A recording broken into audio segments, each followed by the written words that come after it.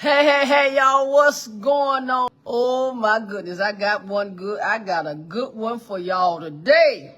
Now I'm gonna need my Bible scholar, so let me reach out to quite a few. let me reach out to quite a few of these Bible scholars. Let's talk about this for a moment. So if you come in the room, say hello to me. Because I want to have a conversation. Oh, yes, I do now. I want to have a conversation now. Yes, I do. I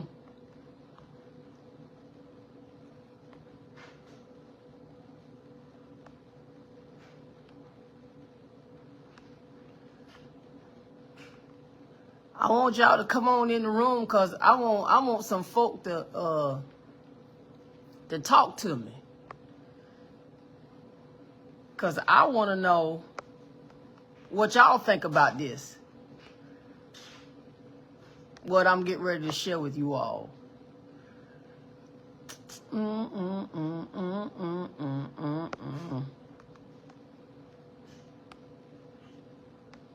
When y'all jump on, say hello to me because I want us to have a serious conversation tonight. And I don't plan on being on here long, so I hope you get my invite. Quan, yeah, hey sugar, hey baby. Quan, you the right person. Look, I might have to bring you on this camera now. But I invited some folk because if you see my title, what my title say?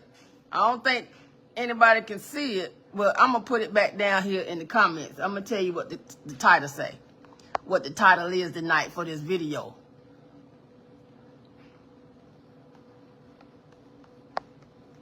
And Quan, I I know what your face gonna be looking like.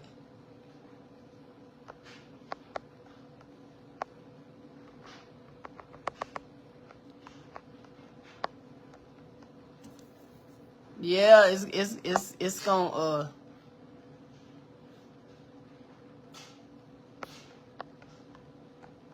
This is the title for tonight. That's what I was told to. Well, I think this was yesterday, but I didn't see it until today. And let me just go ahead and give everybody a disclaimer that come across this replay or that jumps on the live when I'm still on here. That I am not a person to bash anybody. I don't do no clapbacks. I don't do none of that stuff because I don't have to do any of those things. And I'm not going to do that because that's not my character. That's not who I am. And I'm not a petty person now. I've been petty before. Let me just say that. I have been petty before. But I'm not a petty person. There's a difference. And I did a video, as you all know, about cutting my hair. And is it something that, basically in the video, I stated, is cutting my hair just about cutting my hair, or is it something deeper than that? And I believe that it's both. I believe that me deciding to cut my hair was both. It was about my hair, and it's something deeper that I'm experiencing now. And I've done this twice. This is my second time doing this. I've done it in my first marriage, and this was way before, I was divorced from the first husband, H1.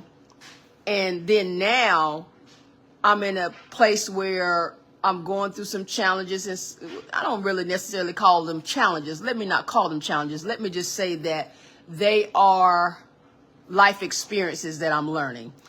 And I'm cutting. I decided to cut my hair because, one, I wanted something new. I wanted something different. And really, honestly, this haircut is not new to me, but it's new to me at this point in my life, at this stage of my life, in the marriage that I am in with my husband. And if you are a wife and you're on here and you come across this replay, you know that marriage takes work, and there are going to be a lot of ups and downs in your marriage.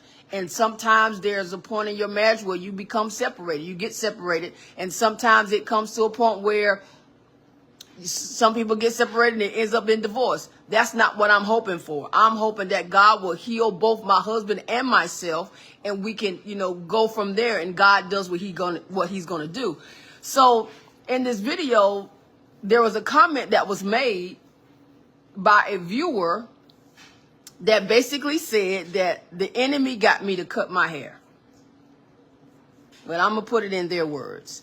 The enemy got you to cut your glory, for a few views, sacrifice. That's what they said. And then they went on to say, the Bible teaches that your crown is your glory. I know what the Bible say about your glory. I understand it. And I'm reading it right now. It's in 1 Corinthians chapter 11.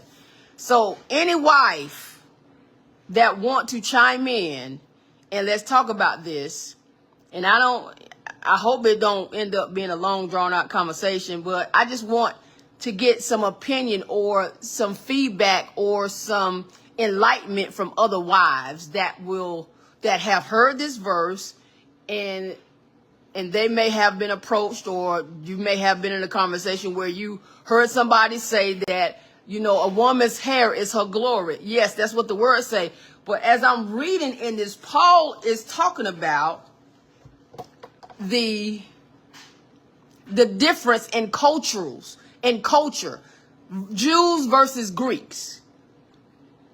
So what I'm reading here is, and this is verse 2 in 11, chapter 11. It says that, and I'm just going to read the note. First, let me read the verse. It says, now I praise you because you remember me in everything, and I hold firmly to the traditions just as I delivered them to you. So he's speaking of traditions. So in this particular note in my Bible that I have, it says in this section, Paul's main concern is in irreverence in worship. We need to read it in the context of the situation in Corinth. The matter of wearing hats or head coverings, although seemingly insignificant, had become a big problem because two cultural backgrounds were colliding. So he's talking about two cultural backgrounds were colliding. Jewish women always covered their heads in worship. For a woman to uncover her head in public was a sign of loose morals. On the other hand, Greek women may have been used to worshiping without head coverings. In this letter, Paul had already spoken about divisions and disorder in the church. Both are involved in this issue. Paul's solution comes from his desire for unity among church members and for appropriateness in the worship service. He accepted God's sovereignty in creating the rules for relationships. So, and then it goes down and it says, in this section focuses primarily on proper attitudes and conduct in worship, not on the marriage relationship or on the role of women in the church. While Paul's specific instructions may be cultural, women covering their heads in worship, the principles behind this specific instruction are timeless. Principles like respect for a spouse, reverence and appropriateness in worship, and focus of all of life on God. Okay? If anything, you can easily offend members in the church. Oh, Lord Jesus. Oh, God. And divide the church because of the difference in opinions.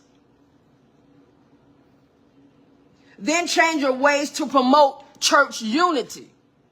Thus, Paul told the women who were not wearing head coverings to wear them, not because it was scriptural command, but because it kept the congregation from dividing over a petty issue that served only to take people's mind off Christ.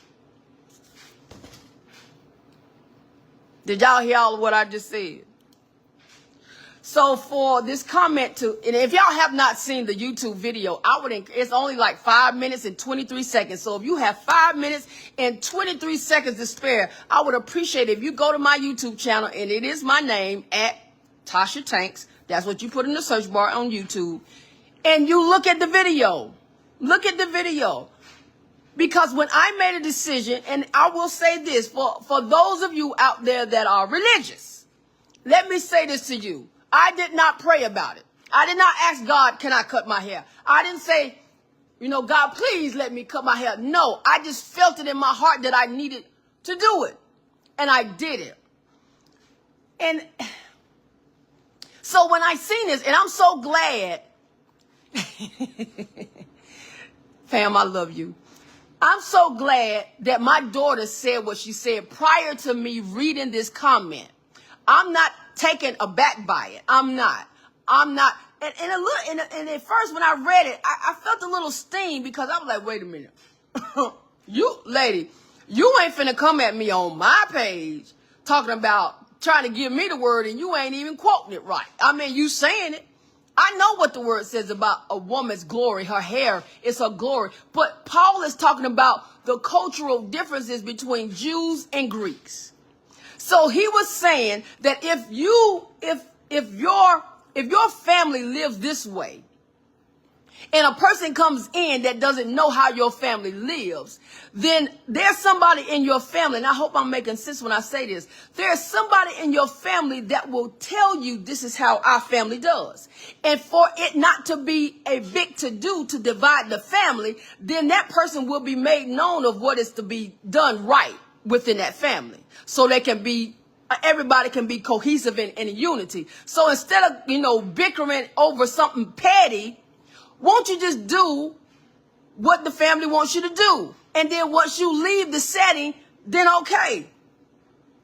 But, okay, my hair ain't got nothing. And so when I read it, I had to read this comment like a lot of times. I was like, oh. And so this person, the viewer also said that, and by the way, let me just go back to the statement that my daughter told me before I read this comment. She said to me, she said, Mama, it's okay to start over. That blessed me, because it is okay to start over, because I am a wife who survived DV twice. We'll talk about that some other time. But I've cut my hair twice. Why did I cut it? Because I need to. I needed to do something different. I needed to start something different. I needed to just do away. And plus, I was tired of getting my hair cut. I mean, getting it done. Because it becomes costly. Hey, Mother Cece, how are you? Let me see what you saying, Pam. Let's see. Okay, yes, a petty issue. God loves you, and so do I. Serve God not out of tradition, but because your heart belongs to God. Absolutely. He looks at your heart, not your hair. Come on here. You better say that. He does. But people get it. And this person, this viewer, she didn't know who she was leaving this comment to, did she, y'all? Did she know? She didn't know, did she? She didn't know. She didn't know. But so tell me, wives, what do you say about this? What is your thought process on this? So this person, this viewer said that the enemy got me to cut my hair because a woman's hair is her glory. Oh, absolutely. Okay, that's what the word said. But my glory ain't went nowhere, figuratively, in the spirit. Like,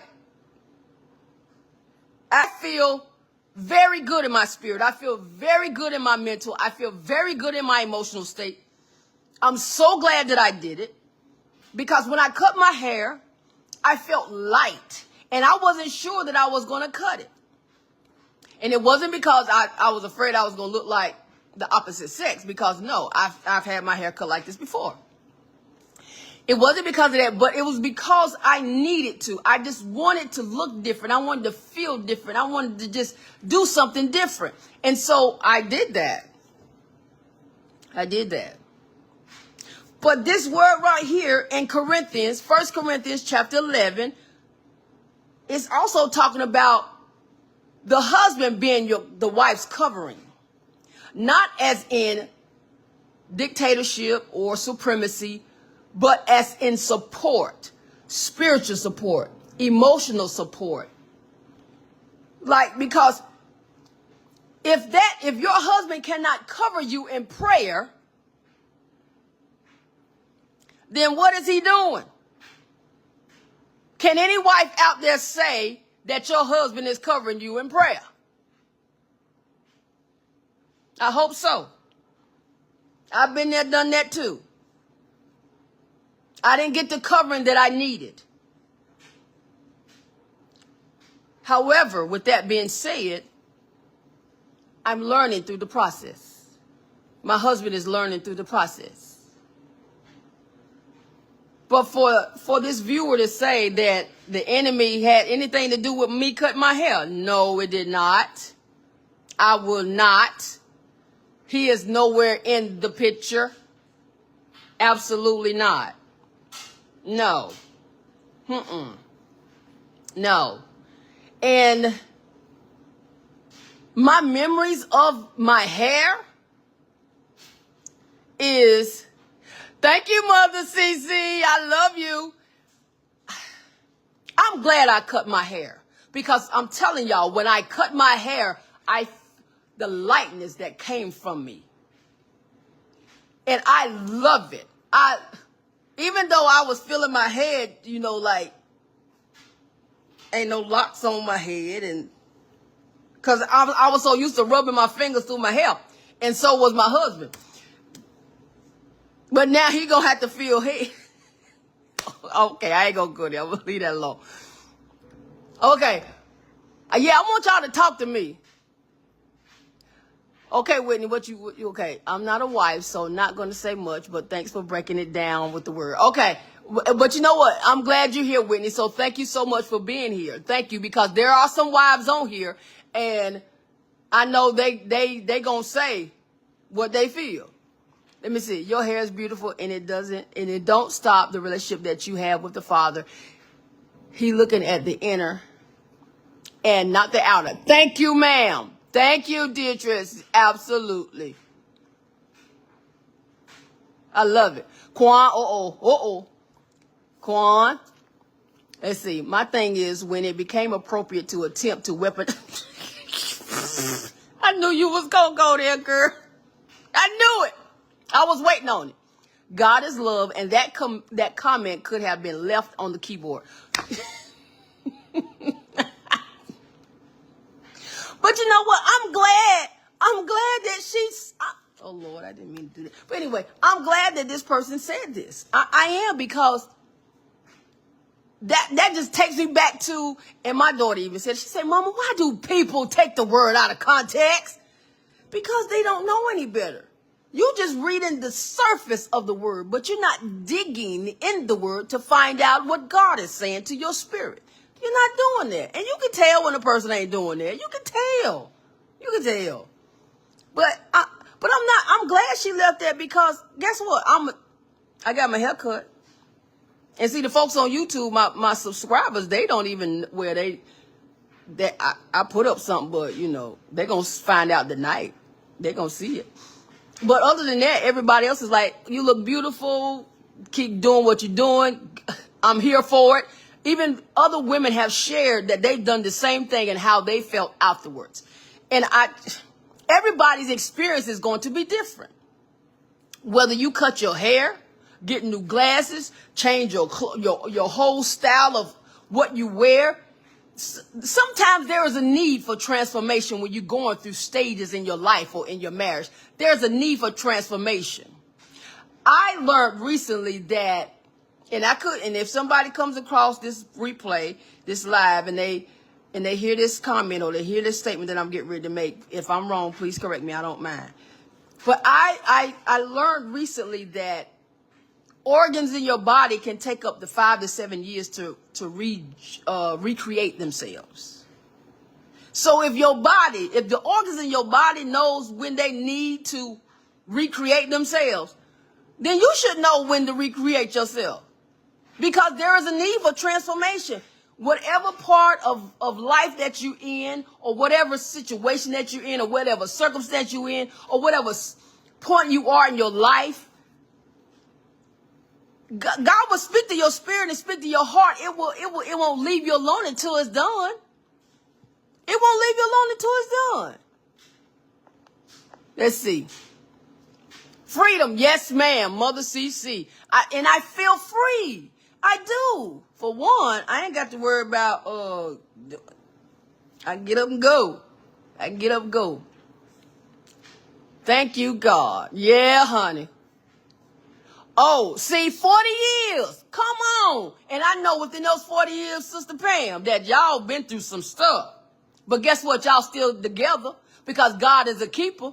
Come on here. He a keeper. There are religious people that lack a spiritual connection, and that's why they say ridiculous things. Lord, my God. Ain't that the truth? Oh, my. And then this, let me tell y'all, and this is what really just ticks me off. I used to think like this, y'all, when I was in the first marriage. I used to think like this because of what I was taught indirectly or what I heard indirectly, and I didn't have enough common sense to find out and search it on my own. But I was thinking that a wife is supposed to do everything that her husband wants her to do. Yesterday, I heard a wife say to me, because they seen me, and they was like, oh, they was like, oh, you look so good. My husband won't let me do that. He won't whoop.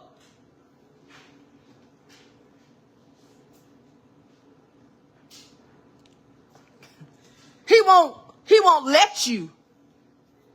Let? So you mean to tell me that if you get your hair cut, your husband ain't gonna love you no more. He gonna be mad at you because you cut your hair, because that's what he like and that's what he wants you to have all the time. Oh, don't get me started. God. Oh, God. They do, Mother CC. They want the word to say what they wanted to say, not what it should be saying. Thank you, sister. I love you. Thank you. Thank you, sister. Thank you, Janet. I love you. And I don't. Somebody help me. Please help me. Please help me. Please help me. Wives, what y'all, okay. I used to think like that. I used to think that, because my husband said this, then I was supposed to do it. Without thinking about what I wanted or what I felt was good for me. I just thought that I was supposed to do what he said because that's what he liked, and that's how I'm going to keep him pleased, and that's how I'm going to keep him happy. If he wants my hair to look a certain way, then that's what I'm going to do. If he wants me to dress a certain way, then that's what I'm going to do. In my first marriage, I was dressing like a grandma. I was wearing dresses and skirts all the way down to my ankles. Yeah, I was dressing like a grandma. I just totally, because they did not like the way that I dressed. And I didn't wear clothes that was revealing. Yeah, I have a shape, but I didn't wear clothes that just purposely flaunted out there.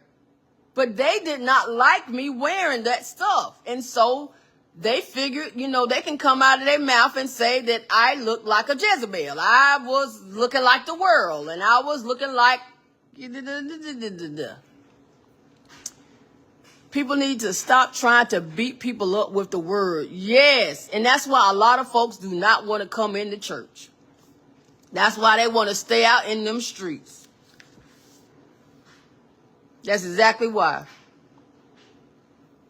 That's not what it's intended for. You're absolutely right. God is love, and love draws. It does. Come, let us... Pam, that's right. Come, let us reason together. So I just wanted to come on here and just share that with you all. So if you have not seen the video, it's 5 minutes and 23 seconds long. If you have that time, I would really appreciate it if you go and look at it And read some of the comments. Read them. And comment if you want to. And become a subscriber while you're at it. Because I'm sharing some stuff on there that I didn't know I was going to share. Had no idea. But this is a journey, and I'm not doing this to get no views and no likes and all this other kind of stuff. I'm doing it because there are other wives out there that's in the church that's still going through DV. And they want to leave, and they have not decided to leave yet because of fear and embarrassment and shame and guilt. But I pray that they come to a point in their situation that they leave. It took me a while too. The first time it took me 7 times. 7 times, 7 times, 7 times. It took me a while. And so God is, and I thank God that he has trusted me with this assignment to speak to those that need that encouragement, that need that push. Jamaica. That need that push to make that decision, because we have been told, you know, we've been beat with the word, or we've been told the word wrong. And so we don't do what's really and truly in our hearts to do that we should do. For one, because we're scared. And this is a question that I asked.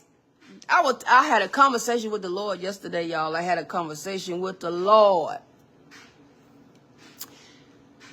And he answered me this morning. In the book of Ruth, he gave me my answer. And I'll tell y'all about that later, because I'm going to talk about that on my YouTube channel as well.